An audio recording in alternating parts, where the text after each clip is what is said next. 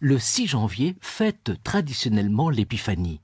Pourtant, ce jour est devenu sur le plan liturgique mobile et on lit désormais cet évangile le premier dimanche qui suit le 1er janvier. Les orientaux ont célébré l'Épiphanie, dont le mot dérive du grec et signifie manifestation, dès le IIIe siècle de l'ère chrétienne. Ils commémoraient ce jour-là les 2 épisodes où s'est manifestée pour les premières fois la divinité du Sauveur, c'est-à-dire son baptême et les noces de Cana.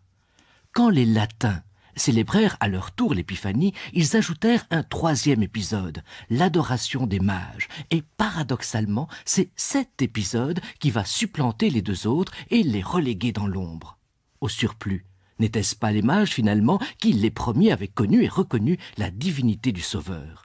Ces mages, venus de l'Orient lointain, du pays où le soleil se lève.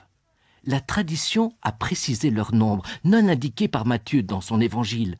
La tradition orientale estime qu'ils étaient 12, chiffre symbolique s'il en est, nombre des 12 tribus d'Israël et nombre des apôtres. La tradition latine en a fait des rois, au nombre de 3, en fonction des cadeaux offerts. Au VIe siècle, on précisera même leurs noms, Gaspard, Melchior et Balthazar. Plus tard, on en fera les représentants des 3 races et des 3 continents connus à l'époque, Europe, Asie et Afrique. On souligne par là le caractère universel de ce message. C'est au 8e siècle que Bède le Vénérable les décrit comme s'il les avait rencontrés.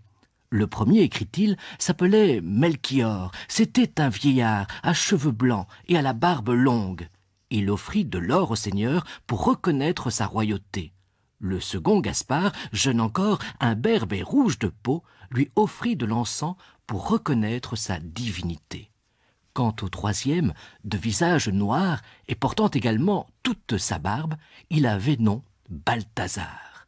Il présenta de la myrrhe, sachant que Jésus, fils de Dieu, était aussi fils de l'homme et que, comme tel, il devait mourir pour notre salut.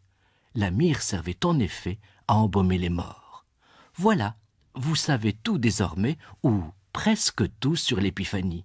Il me reste alors à vous souhaiter une très agréable semaine.